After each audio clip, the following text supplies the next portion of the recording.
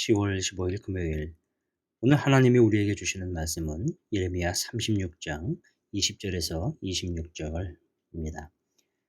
그들이 두루마리를 서기관 엘리사마의 방에 두고 뜰에 들어가 왕께 나아가서 이 모든 말을 왕의 귀에 아뢰니 여우디를 보내어 두루마리를 가져오게 하매 여우디가 서기관 엘리사마의 방에서 가져다가 왕과 왕의 곁에 선 모든 고관의 귀에 낭독하니 그때는 아홉째 달이라. 왕이 겨울 궁전에 앉았고 그 앞에는 불피운 화로가 있더라. 네가 서너 쪽을 낭독하면 왕이 면도칼로 그것을 연하여 베어 화로불에 던져서 두루마리를 모두 태웠더라. 왕과 그의 신하들이 이 모든 말을 듣고도 두려워하거나 자기들의 옷을 찢지 아니하였고 과 들레야와 그마리아가 왕께 두루마리를 불사르지 말도록 아래도 왕이 듣지 아니하였으며 왕의 아들 여라무엘과 아스리엘의 아들 스리아와 아비디의 아들 셀라마야에게 명령하여 그건 바룩과 선지자 예레미야를 잡으라 하였으나 여호와께서 그들을 숨기셨더라. 이제 가는 말씀에 겸손하게 반응하라 라는 제목으로 함께 은혜를 나누고자 합니다.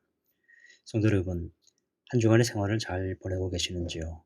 벌써 금요일입니다. 오늘은 새벽 묵상과 더불어 저녁에는 함께 모여 금요기도로 이어졌으면 합니다. 예레미야서를 계속 살펴보며 묵상하고 적용해 가고 있는데요. 오늘 본문은 하나님의 말씀을 대하는 우리의 태도가 어떠해야 하는가에 대해 생각하게 합니다. 본문의 내용은 하나님의 예언을 듣고 반응하는 여호야김 왕의 그 행동과 그 과정을 설명해 줍니다. 결과적으로는 있을 수 없는 광경이 벌어지지요. 앞구절들을 통해 이미 살펴보았듯이 하나님의 예언이 예레미야에 임했고 이것이 바룩을 통해 기록되어져 다른 이들에게 전해집니다. 왜냐하면 예레미야가 종종 갇혀 있는 상황이 자주 일어나기 때문입니다. 그래서 대신 전달할 사람이 필요했었지요. 오늘 본문도 그런 맥락입니다. 하나님의 예언이 바룩을 통해 이미 고관들에게 전해졌습니다. 그들의 생각에 이 예언은 왕도 들어야 한다고 여겼죠. 중요했기 때문입니다. 그러나 예언의 내용이 모두 왕이 결코 편안하게 들을 수 있는 것이 아니기 때문에 분명 경로할 것이라 판단했습니다. 그래서 먼저 예레미야와 바룩을 숨게 했습니다. 본문은 여호와께서 그들을 숨기셨느니라 라고 했죠. 고관들의 말이 전해지자 여호야김 왕은 여우디를 시켜 하나님의 예언을 듣고자 했습니다. 여우디가 두루마리를 가져다가 왕 앞에서 읽었습니다. 21절 22절입니다. 왕이 여우디를 보내어 두루마리를 가져오게 하매 여우디가 서기관 엘리사마의 방에서 가져다가 왕과 왕의 곁에 선 모든 고관의 귀에 낭독하니 그때는 아홉째 달이라. 왕이 겨울 궁전에 앉았고 그 앞에는 불피운 화로가 있더라. 하나님의 말씀이 왕을 비롯하여 모든 고관들에게 전해졌습니다. 사실 여기까지는 좋았습니다. 그리고 제대로 일이 진행된 것이지요. 하나님의 말씀이 지휘고라를 막론하고 모든 이들에게 전해졌다는 것이죠. 기록된 말씀이 사람들에게 전해진 것입니다. 말씀은 계속해서 전해져야 하지요. 말씀이 보이지 않는 곳에 묻혀 있어서는 안 되는 것입니다. 자, 그런데 여기서 여호야김 왕이 어떻게 했습니까? 23절입니다. 여우디가 서너 쪽을 낭독하면 왕이 면도날로 그것을 연하여 베어 화로 불에 던져서 두루마리를 모두 태웠더라. 여호야김 왕의 상태가 어떤지 보여줍니다. 얼마나 패역했는지 여실히 드러납니다. 그의 아버지 요시야 왕은 숨겨졌던 하나님 말씀을 찾아 들었을 때 그의 옷을 찢었습니다. 회개하고 개혁을 일으켰습니다. 그러나 여호야김은 하나님의 말씀을 찢어버린 것입니다.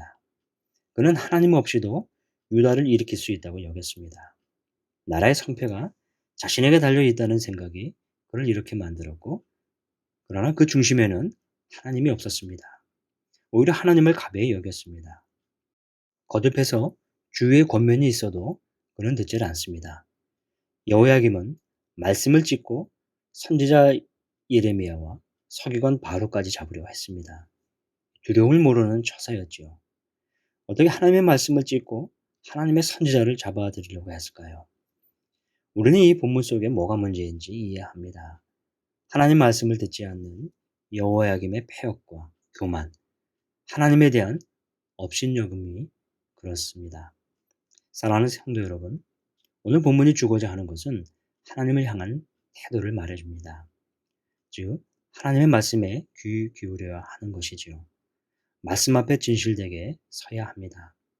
하나님의 말씀, 때로 경책의 말씀에도 겸손하게 반응해야 합니다. 사랑하는 성도 여러분, 오늘 말씀을 통해 생각할 수 있는 일이 있을까요? 내 주위를 돌아보는 시간이 되시길 바랍니다. 하나님의 말씀을 들었을 때 자기 옷을 찢는 사람이 있는가 하면 하나님의 말씀을 찢어버리는 사람도 있습니다. 여러분은 어떤 쪽의 사람이신가요? 어느 쪽 편에서 살고 계신가요? 오늘 말씀을 통해 돌아볼 수 있기를 소망합니다.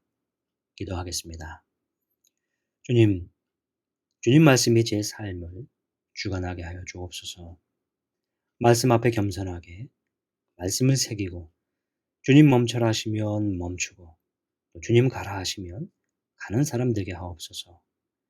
우리 삶의 말씀을 통해 하나님께 더 가까이 나아가는 삶이 그런 모습과 태도가 매일매일 이어지게 하여 주옵소서.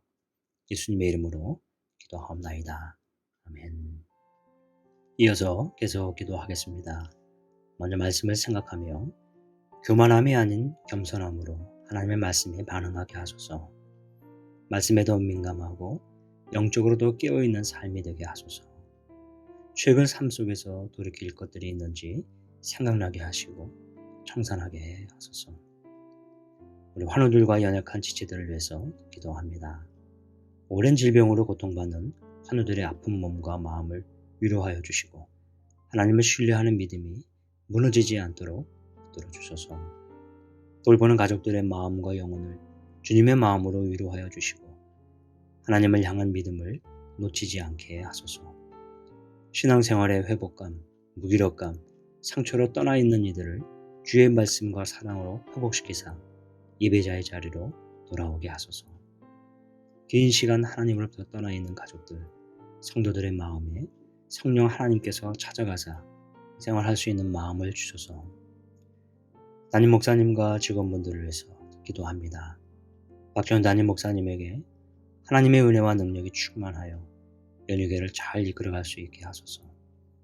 동역하는 교회 직원들이 맡겨주시는 역할들을 잘 감당하게 하소서.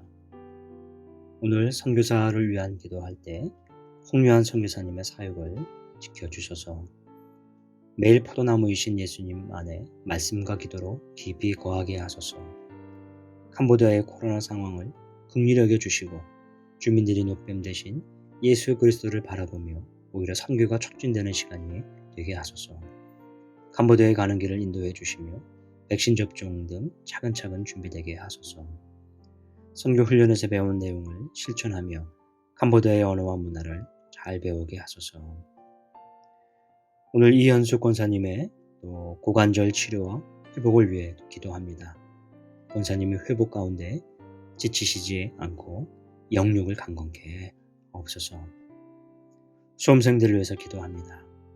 코로나라는 어려운 상황 가운데 대학 입시를 준비하는 모든 학생들에게 하나님의 지혜와 영육 간의 강건함을 주소서. 수험생들의 이름을 보시면서 계속 기도하겠습니다.